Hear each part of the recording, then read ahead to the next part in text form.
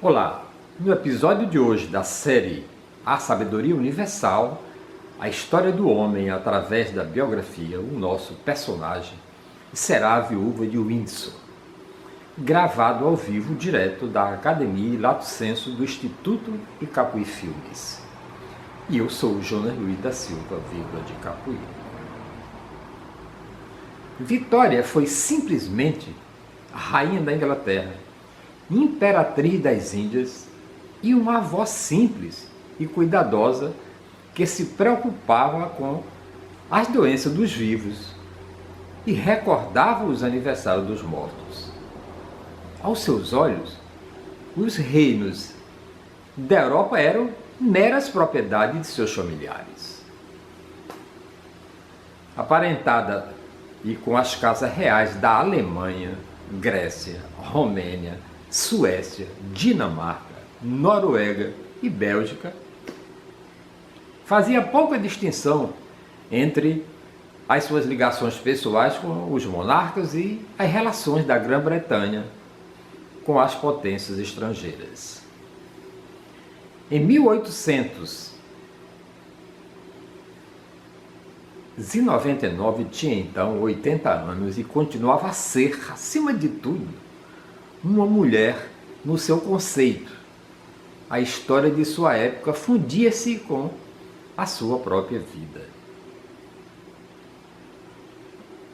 Quando, devido a questões do Sião, a França e a Inglaterra pareciam prestes a declarar-se guerra, a rainha, que então se encontrava em Nice, escreveu ao seu primeiro-ministro: espero que a crise passe e possa ser evitada por razões de interesse nacional e também porque, pessoalmente, seria constrangedor ter complicações com um país no qual eu me encontro agora a residir. Vitória identificava-se com seus súditos. Protestou cheio de indignação quando o ministro das Finanças aumentou o imposto sobre a cerveja que o seu povo bebia. Quando falava de seu povo, tinha em mente a classe média que havia crescido ao longo do seu reinado. Na realidade, e foi durante este período que a indústria inglesa conquistou os mercados mundiais. Nem as classes trabalhadoras nem as rurais estavam sob o alcance de sua vista. Distribuía saiotes, em Baloral as velhotas que lhe pegavam na mão e sobre ela invocavam as bênçãos divinas. Era muito comovedor. No entanto, no seu espírito existia apenas uma vaga imagem dos desgraçados que viviam em casebres nos subúrbios de Londres. Ficou surpreendida com a eleição dos primeiros membros trabalhistas para a Câmara dos Comuns e, para que pudesse ser-lhe apresentado, decidiu convidá-los para o seu castelo de Windsor, o qual, tal como anotou no seu diário, lhe deu uma grande honra. Possuía as virtudes e os gestos da classe média e referia-se à aristocracia em um tom de troça, chamando-lhe as classes superiores. Por vezes, comparava-se à nobreza inglesa à da França nas vésperas da Revolução e estava crente de que o amor aos prazeres haveria de levar à ruína. Em 1900, uma jovem americana, ao fazer a descrição de Londres à família, escrevia: a rainha Vitória não frequenta a sociedade. Era verdade. A sociedade ressentia-se da vida retirada que a viúva de Windsor levava. A corte tinha deixado de ser o centro da vida elegante. As ideias de Vitória acerca das belas artes eram igualmente as da classe média britânica. Durante muito tempo recusou-se a ouvir a música de Wagner. Verdadeiramente incompreensível, declarou. E quando lhe observaram que era a música do futuro, ela retorquiu: o futuro aborrece-me. Não quero mais ouvir falar no assunto. Nunca se importava com a impressão que pudesse causar. Como não gostava de cerimônias religiosas prolongadas, escandalizou o celebrante, levantando o leque para indicar que o sermão já estava a tornar-se demasiado longo. Que bronca, né? Numa ocasião, alguém fez referência à opinião que, sobre Sua Majestade, tinha um novo embaixador que acabara de lhe ser apresentado. Pelo amor de Deus, disse, não dê a menor importância a isso. O que na verdade interessa é o que eu penso dele. Aquela total segurança emprestava-lhe uma naturalidade sem afetação, muito pequena e muito forte. Possuía, no entanto, uma notável dignidade. Mesmo já na velhice, os seus olhos azuis, ligeiramente salientes, conservavam-lhes jovens os seus gestos e mantinha ainda um certo encanto. A voz era bonita, o riso franco. Não se julgava dotada de grande inteligência, nem sequer de vasta cultura. Mas o seu senso comum atingia as raias do gênio. Intransigente quanto à pontualidade, a rainha gostava que os seus dias fossem orientados, ininterruptos e cheios. Todas as manhãs, às 9h30, saía na sua carruagem aberta, que ela própria conduzia. Ao lado, seguia sempre uma dama de companhia que a informava de tudo o que tinha se passado em casa. Os mais insignificantes pormenores interessavam-lhe tanto como os negócios de Estado. Se no dia anterior uma jovem dama de companhia tinha estado em Portsmouth, a rainha queria saber se ela havia regressado e se a travessia fora boa ou o mar estava bravo.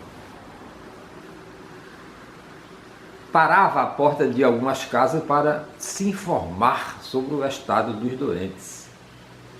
E se tinha a sorte de encontrar um tocador de realejo, parava a carruagem e falava com ele, mostrando interesse pela saúde do macaquinho. Ocupava-se de tudo, da promoção dos chefes, da banda de música, do envio de um disco à rainha da Etiópia, com a gravação de um discurso ou de um telegrama dirigido ao estadista chinês Lin Hongshan. A quantidade de documentos que fazia questão de assinar por sua própria mão era enorme. Exigia a presença contínua dos seus secretários. Sir Arthur Bigge, seu secretário particular, era obrigado a pedir uma autorização especial cada vez que queria ir de Windsor a Londres. Se o emissário da rainha não trazia Sir Arthur, o momento preciso que ela o chamava, este encontraria ao regressar uma nota na sua mesa de trabalho dizendo: Sir Arthur não se encontrava no seu gabinete. A Rainha Vitória nasceu em 24 de maio de 1819 e subiu ao trono com 18 anos.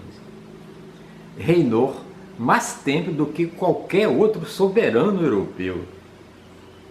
Durante o seu reinado, a França conheceu 2 dinastias e uma república. A Espanha, 3 monarcas. A Itália, 4 reis. A celebração do seu 60º aniversário como rainha em 1897 foi comparado a um desafio lançado pela Inglaterra às outras nações do mundo. E bem a podiam invejar, pois a Inglaterra era por si só um verdadeiro mundo. De todos os domínios e colônias britânicas e nativas, o cortejo do jubileu assemelhava-se a um triunfo romano. A rainha escreveu no seu diário: creio que nunca houve ninguém que tenha recebido uma ovação tão extraordinária como a que eu recebi. Aquele dia de junho de 1897, dia de diamantes, de regorijos e lágrimas de felicidade, marcava o ponto máximo do seu reinado. Talvez o apogeu do poder britânico. 3 anos após esse dia glorioso, 2 pequenas repúblicas de camponeses situadas no extremo sul do continente africano punham em xeque o mais poderoso império do globo. Ao começar a guerra de Boer, os londrinos riam-se da desigualdade aparente da luta. Porém, as notícias recebidas durante o ano de 1900 Cano foram boas e ninguém sofreu mais do que a rainha.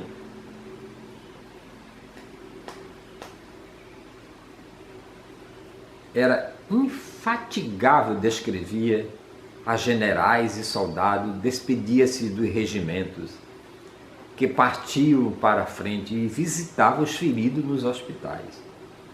Ninguém teria desejado menos esta guerra do que ela. No entanto, na Alemanha e na França, a imprensa atacavam de forma mais injusta. Quando, a 18 de dezembro, após uma visita à Irlanda, desembarcou de seu iate Alberta, as pessoas que a observavam ficaram impressionadas e com a grande mudança que nela se operava desde o ano anterior. Já não era a senhora pequena e roliça, quase bonita, que no dia do seu jubileu havia passeado com grande pompa através de Londres. As suas únicas doenças eram a velhice e a extrema fadiga que nela se havia acumulado durante aquele triste ano. Seu filho, o príncipe de Gales, foi chamado de urgência. O outro filho, o duque de Connaught, que se encontrava na Alemanha, mostrou ao sobrinho, o imperador Guilherme II, o telegrama anunciando que a rainha estava moribunda. Eu disse-lhe, conta o príncipe von Bülow, chanceler da Alemanha, que seria melhor esperar e ver o curso que a doença tomaria. O imperador replicou com certa impaciência que se tratava da vida de sua querida avó e que estava absolutamente decidido a vê-la mais uma vez. As relações entre os dois países eram pouco a pouco cordiais desde o famoso telegrama do Kaiser ao presidente Boer, Kruger, felicitando-o por ter repelido a incursão inglesa.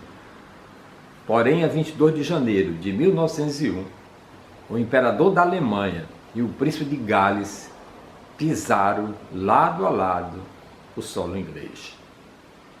Pela primeira vez na sua vida, contando-lhe que o povo de Londres havia chorado de alegria na noite em que soube que ele se encontrava com a avó.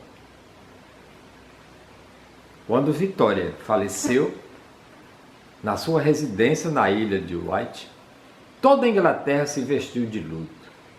Para o funeral, barcos de guerra e cruzados encontravam-se ancorados em filas duplas ao longo da rota do iate Alberta, que transportava os restos mortais da rainha. As bandas de música dos navios tocaram a marcha fúnebre de Chopin. Os canhões disparavam salvas e sobre um espetáculo extraordinário. 8 milhas de mar coberta de barcos de guerra, os fuzileiros navais e com as cabeças inclinadas sobre as espingardas de cano voltadas para baixo. Os lampejos vermelhos que saíam da boca dos canhões. E entre as salvas, a música melancólica e sublime de Chopin.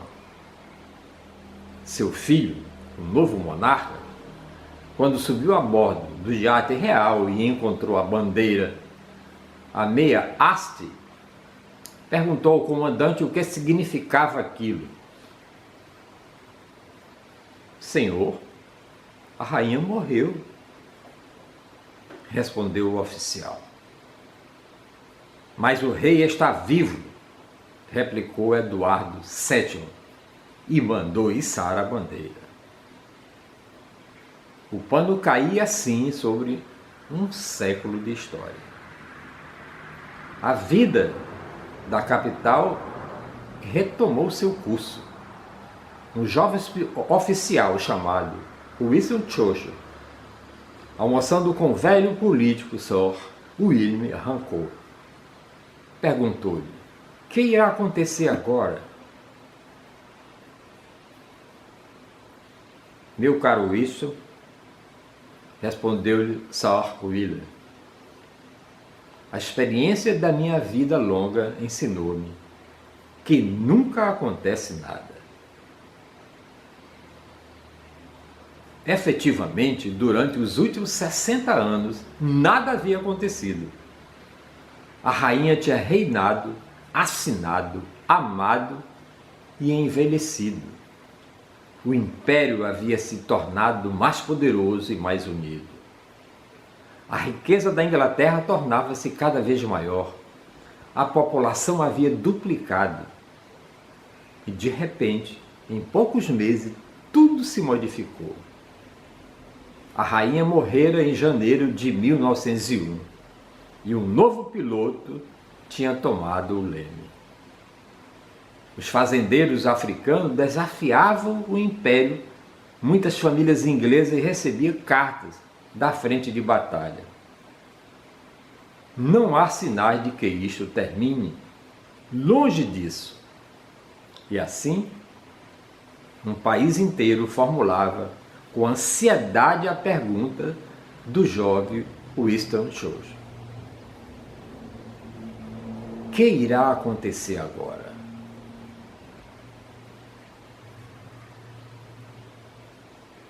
No próximo episódio desta série, A Sabedoria Universal, a história do homem através da biografia, o nosso personagem será Henry Ford, o rei da estrada. Lembrando de que nenhum grande homem vive em vão. A história da humanidade não é mais do que a biografia de grandes homens e de grandes mulheres. E eu sou o Jonas Luiz da Silva, de Capuí. Quero muito agradecer por você me acompanhar nessa história sobre os 50 maiores personagens da nossa verdadeira história, da história da humanidade. Então, se você gostar desse tema, deixa aqui um comentário. Recomende ao seu amigo. Porque isso é apenas uma pequena amostra da vida desses personagens, para ficar registrado para sempre aqui no YouTube. Muitíssimo obrigado pela sua audiência. E até a próxima.